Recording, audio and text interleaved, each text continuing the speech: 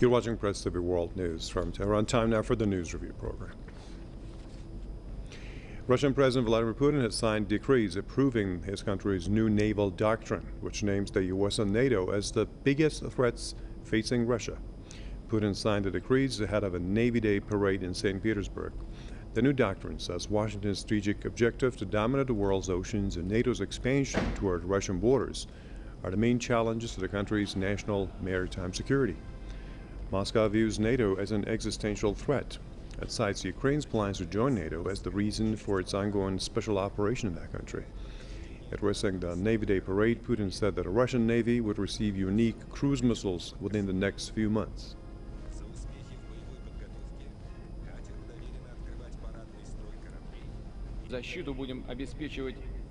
Our Navy is constantly improving, enough to mention the latest Zircon hypersonic missile systems, which have no countertypes in the world and no barriers.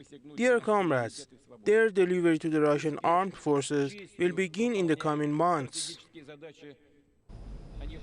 Putin says the area of deployment of the new missiles will depend on Russian interests. The country has conducted previous test launches of the Zircon from warships and submarines over the past year. Hypersonic weapons can travel at 9 times the speed of sound.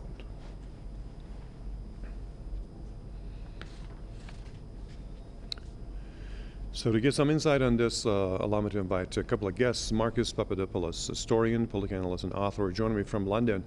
Also with us is John Bosnich. He's a journalist, activist, and political analyst in Belgrade. Good to see you, gentlemen.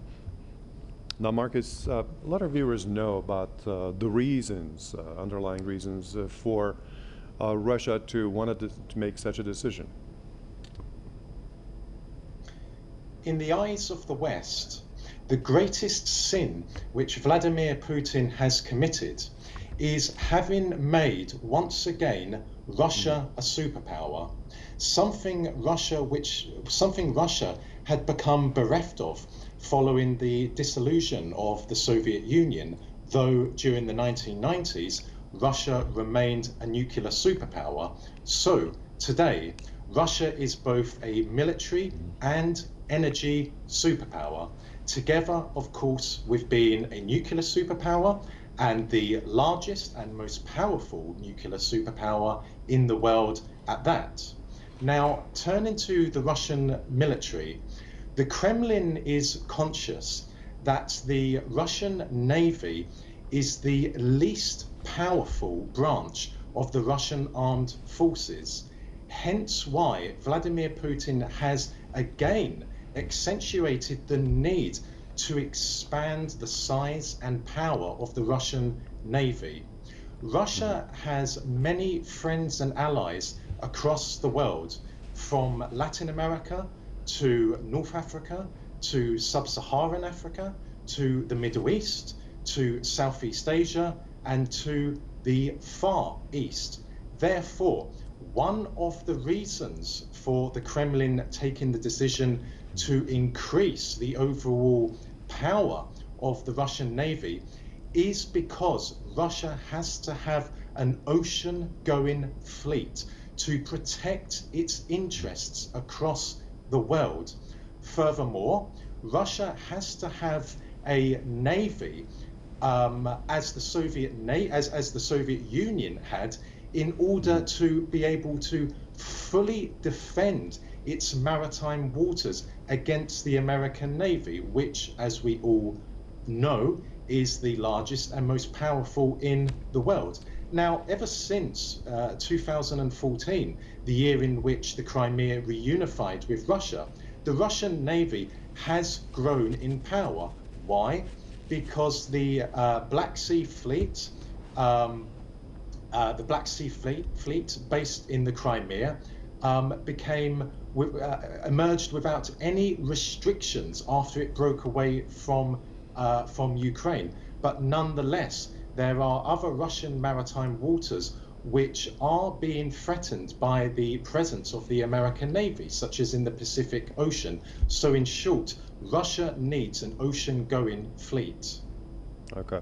Now, John, how do you look at things? We have NATO trying to, get some more members in, and then trying to also kind of raise more money to, boost its military power. And then we have now Russia adopting such a doctrine. So given the circumstances and what's happening these days, we also have the Ukraine war still there.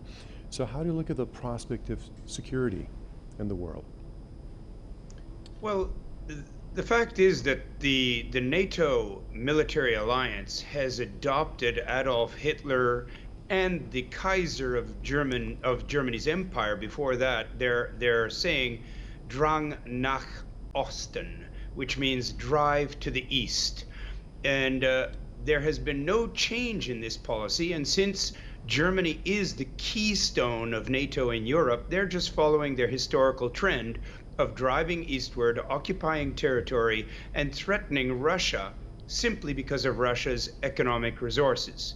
This policy has been proven over centuries to lead to no other end except for war, wars which Germany has routinely lost.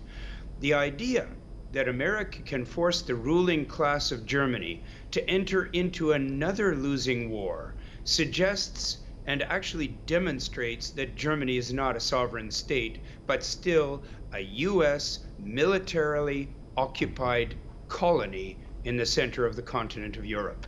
This is a serious, serious political and economic error by the EU. But then again, we know that the EU itself was formed by the pressures of the United States to be able to dominate the entire continent. There's no way out for this formation, the EU, except to declare independence from the United States, which they'll only do, it seems, after they lose yet another war. Okay, thank you so much for your comments on Inside. Marcus Papadopoulos in London and John Bosnich in Belgrade. And thank you for watching this edition of the News Review on Press TV.